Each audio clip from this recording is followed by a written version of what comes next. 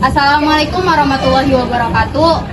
Kami dari kelompok 3 akan menjelaskan tentang sejarah. Saya sebagai moderator kelompok 3 akan memperkenalkan anggota-anggota saya.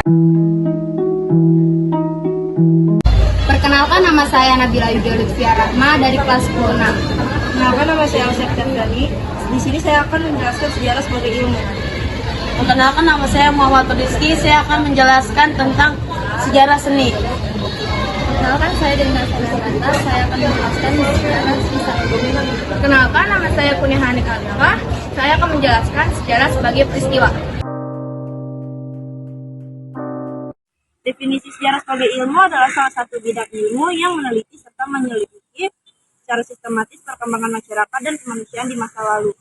Hasil penelitian dan penyelidikan ini secara kritis dijadikan sebagai pedoman bagi penilaian di masa sekarang dan masa depan. Syarat-syarat sejarah sebagai ilmu itu ada 10. Yang pertama itu ada bersifat empiris, artinya pengalaman, percobaan, penemuan ataupun pengamatan yang dilakukan untuk memperoleh suatu kesimpulan tertentu. Yang kedua itu memiliki objek, adalah aktivitas manusia dalam dimensi waktu yang di masa lampau. Objek dalam sejarah itu ada dua, ada objek formal dan objek material. Yang ketiga itu memiliki tujuan. Sejarah sebagai ilmu tentunya harus memiliki tujuan. Tujuan tersebut ada dua. Yang pertama itu memberikan kenyataan-kenyataan yang sesungguhnya, lalu menceritakan kejadian tersebut dengan apa adanya. Yang kedua itu membimbing, mengajar dan mengupas sejarah kejadian sejarah dengan secara kritis dan realistis. Yang keempat itu memiliki metode. Sejarah memiliki metode bertumpu pada proses heuristik, verifikasi, interpretasi, dan historiografi.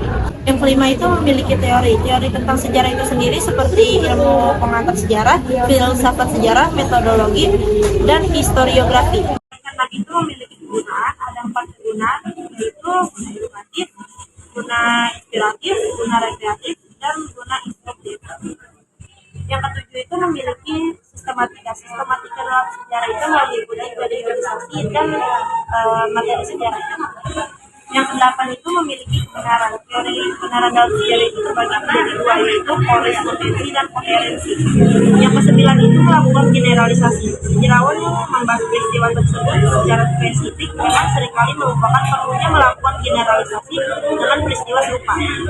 Yang ke-10 itu memunculkan prediksi. Prediksi ini bisa saja muncul mengingat peristiwa sejarah dianggap selalu berulang dan berpola. Ada 5 contoh sejarah sebagai ilmu. Yang pertama itu teori masuknya Hindu-Buddha ke Indonesia. Yang kedua ada teori masuknya Islam ke Indonesia. Yang ketiga ada teori Nusantara. Yang keempat ada teori Yunan. Dan yang kelima ada teori out of Taiwan. Sejarah peristiwa yang memiliki arti, yaitu kenyataan atau realitas yang terjadi pada masa lalu. Dan cara menilai kebenarannya adalah sebuah peristiwa yang harus memiliki bukti yang sangat kuat seperti saksi mata peristiwa. Sejarah sebagai peristiwa selalu dengan aspek kehidupan masyarakat, yaitu politik, ekonomi, dan sosial. Oleh karena itu, sejarah sering dikelompokkan secara tematis menurut tema yang dibahas. Ada 3 syarat sejarah sebagai peristiwa. Yang pertama adalah objektif, yaitu peristiwa tersebut didukung oleh fakta sejarah dan mengungkapkan ketepatan peristiwa tersebut. Yang kedua unik, yaitu peristiwa yang terjadi harus berbeda dan unik dari peristiwa-peristiwa lainnya. Yang ketiga adalah penting, yaitu peristiwa yang memiliki arti atau maksud yang penting dalam perkembangan ilmu pengetahuan di masyarakat. Contoh sejarah sebagai peristiwa. 1. Proklamasi kemerdekaan Indonesia pada 17 Agustus 1945. Kedua, peristiwa berdirinya Perserikatan Bangsa-Bangsa. 3. Pertempuran 10 November 1945 yang dikenang sebagai Hari Pahlawan. 4. Peristiwa Gen 30S PKI. 5. Peristiwa Bandung Lautan Api. Saya ingin menjelaskan tentang definisi sejarah sebagai kisah. Sejarah sebagai kisah merupakan konstruksi dari suatu peristiwa yang dituliskan maupun diceritakan oleh seseorang. Sejarah sebagai sebuah kisah dapat terbentuk lisan dan tulisan. Contoh-contoh sejarah sebagai kisah. Yang pertama, kisah Nyi Roro Kidul. Yang kedua, kisah Sangkuriang.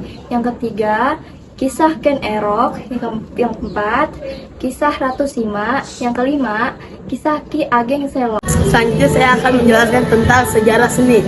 Apakah itu sejarah seni? Sejarah seni sebagaikan seni yang memiliki maksud sebagai suatu kemampuan menulis yang baik dan juga menarik. Apakah syarat-syarat pembuatan karya seni? Ada beberapa syarat yang harus dipatuhi dalam pembuatan karya seni. Antara lain, karya tersebut memiliki komposisi dan proporsi yang harmonis atau serasi. Karya seni tersebut harus sesuai dengan selera dan keinginan masyarakat. Karya seni tersebut mempunyai nilai guna atau nilai praktis.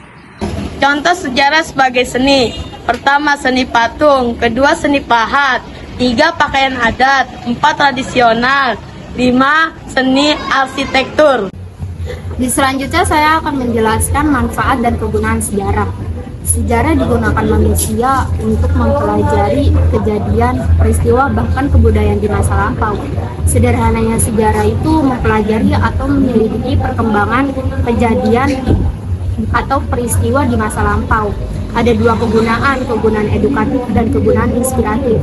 Kegunaan edukatif itu mempelajari peristiwa untuk membijaksanakan. Terus kalau kegunaan inspiratif itu manusia bisa mendapatkan inspiratif atau ilham.